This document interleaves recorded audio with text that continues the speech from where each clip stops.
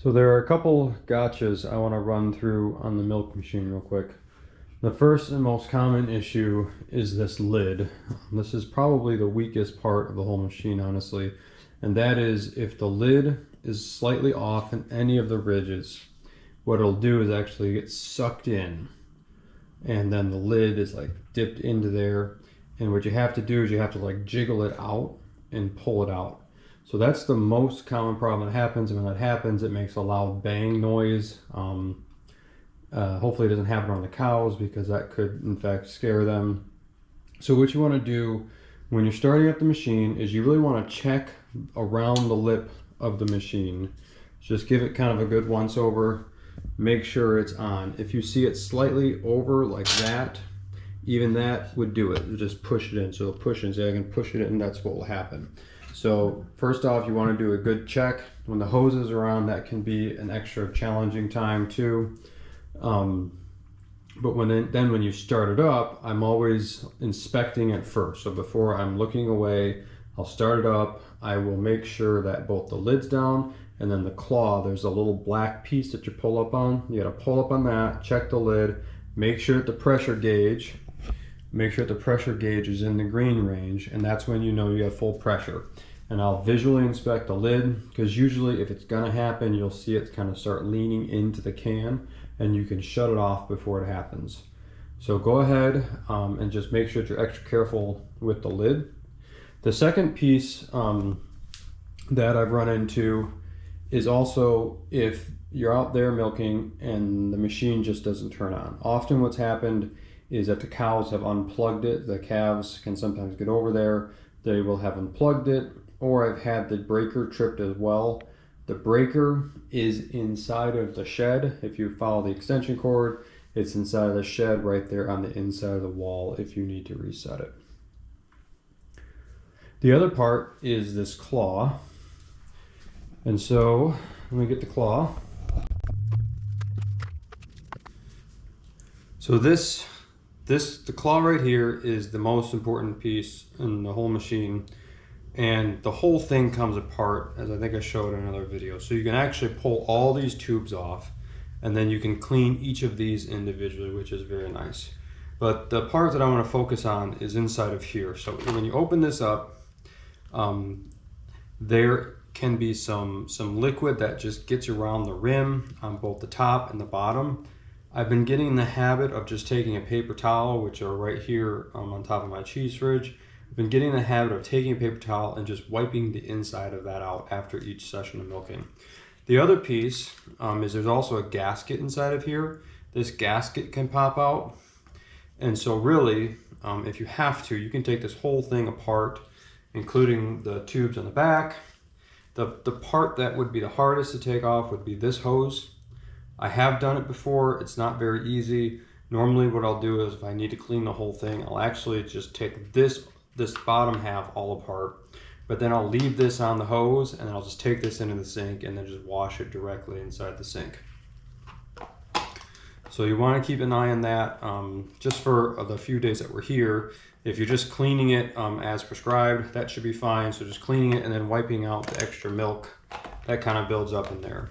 This can also be kind of tricky to put back together as you're seeing. Got to make sure it's nice and level, and then it's in the grooves. There we go.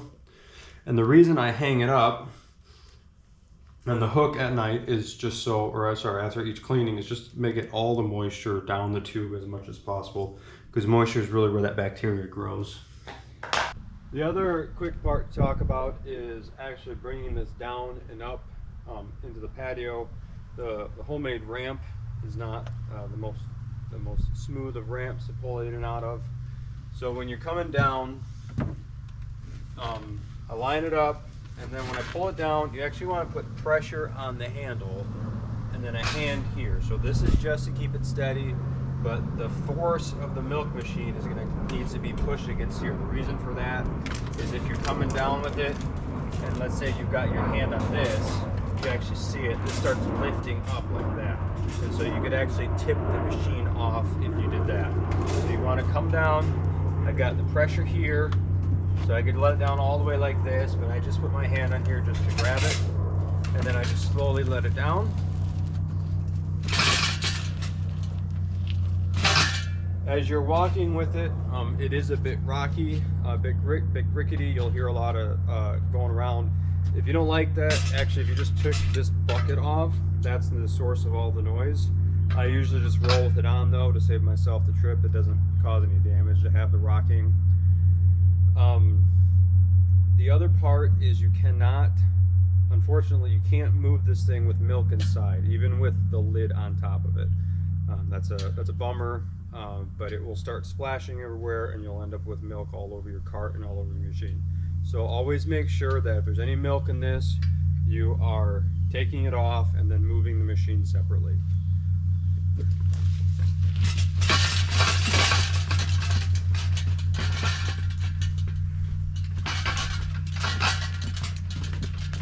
The other part is coming back inside. So kind of same thing, but in reverse. You'll pull all here, and then you hold this just to steady it, and then kind of slowly walk back up with it.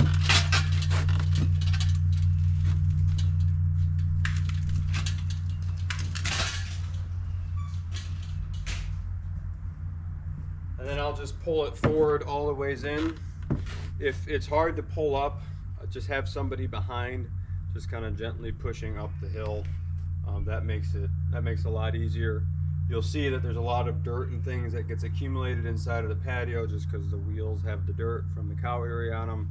I have a broom right there, just sweep it into a pile, and I usually just toss it on the sides here since it's just usually dirt and whatnot.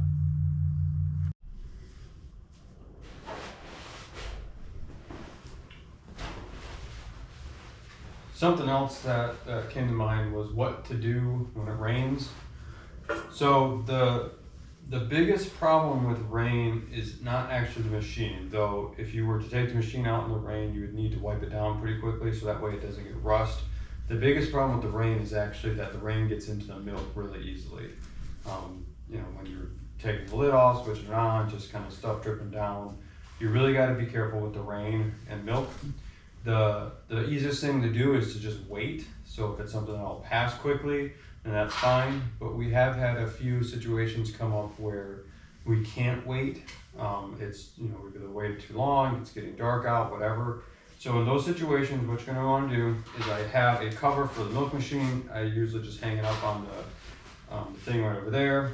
And you'll put everything together. You'll have it all together underneath. And then you'll go ahead and you'll just cover this guy as best you can. So that's what's used for transport.